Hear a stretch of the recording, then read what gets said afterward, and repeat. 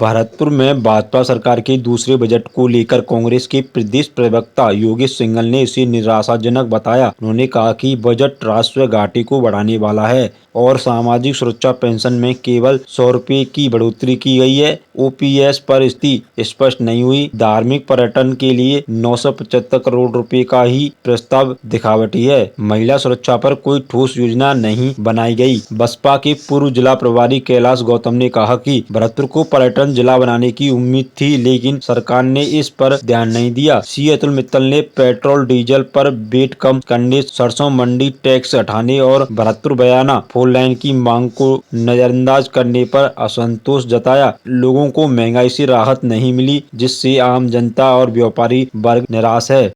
देखिए, कल विधानसभा में हमारी वित्त मंत्री दिया कुमारी जी ने जो बजट पेश किया है, मैं समझता हूँ ये राजस्व घाटे को और ज़्यादा बढ़ाने वाला बजट है। पूर्णतः निराशाजनक है। आप देखिए कितना झूठ बोला इस बजट में राजस्थान सरकार की ओर से कि सामाजिक सुरक्षा पेंशन जिसको 15% बढ़ाने का प्रावधान इन्होंने कर रखा था, कानूनन प्रावधान कर रखा था, उसमें मात्र 100 रुपये की वृद्धि की गई है। ओपीएस पर कोई खुलासा नहीं किया गया है।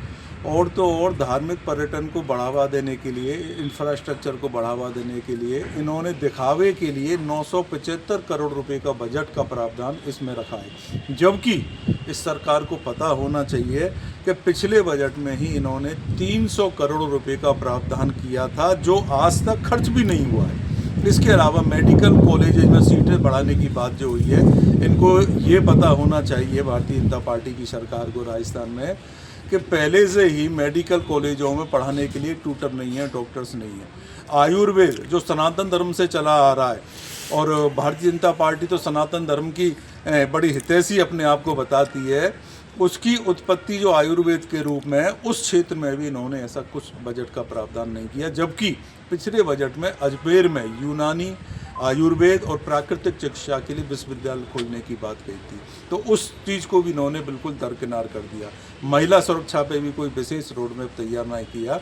और तो और राजस्थान में जो बेरोजगारी की विशेष समस्या है, बेरोजगारों के लिए कोई इंडस्ट्रीज को बढ़ावा देने के लिए कोई उपाय नहीं किए। इसके अलावा विशेष गौरतलब जो है, माननीय मुख्यमंत्री हमारे भरतपुर जिले से आते हैं, और भरतपुर जिला राजस्थान ही नहीं हिंदुस्तान की सबसे बड़ी सरसों के तेल की मंडी है। सरसों उत्पादन यहाँ सबसे ज़्यादा होता है, और इस प्रोडक्ट को बढ़ाने, इस बिजनेस को बढ़ाने के लिए माननीय मुख्यमंत्री ने भरतपुर के लिए अलग से कोई स्पेशल बजट का प्रावधान नहीं किया, जो कि सरासर भरतपुर वासियों के लिए, क्योंकि वो स्वयं भरतपुर के हैं, इस वजह से भरतपुर वासियों के लिए विशेष अन्याय है। और राजस्थान को भी कोई विशेष सौगातें नहीं दी गई हैं।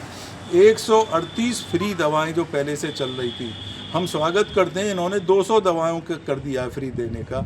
लेकिन आप देखिए एसएमएस हॉस्पिटल में पिछले 3 महीने से ये दवाइयाँ उपलब्ध ही नहीं है। मरीजों के परिजन बाहर से महंगी दरों पे दवाइयाँ खरीद रहे हैं। कुल मिला के बजट बड़ा निराशाजनक है, राजस्थान की जनता को छलावा करने वाला बजट है। जैसा कि है, भरतपुर के लोगों को, खासतौर से राजस्थान की जनता को इस बजट से बहुत सारी उम्मीदें थी, जिसके अनुसार जो है, क्योंकि भरतपुर जिला जो है माननीय मुख्यमंत्री श्री भजनलाल जी का गृह जिला है, तो यहाँ के लोगों की अपेक्षाएं कुछ ज़्यादा थी, और ये जो बजट है जनता की आकांक्षाओं पर और अपेक्षा पर खरा नहीं उतरा है। और जैसा होना चाहिए था कि बजट में, क्योंकि श्रीमान भजनलाल शर्मा जी का जो गृह जिला है, वह पब्लिक को जो उम्मीदें थी वो उम्मीदें पूरी नहीं हुई। जैसे कि सुजान गंगा का है, हमारी ये बेरोजगारी का मुद्दा है, और भी कई ऐसे ज्वलंत मुद्दे हैं, जैसे यूनिवर्सिटी शिक्षा, चिकित्सा, स्वास्थ्य के क्षेत्र में जो जनता को बड़ी उम्मीद थी पर्यटन की। ये भरतपुर जिला जो है हमारा गोल्डन ट्रायंगल में है, आगरा, जयपुर और दिल्ली के बीच में पड़ता है, तो यहाँ पर्यटन की विशाल संभावनाएं थी।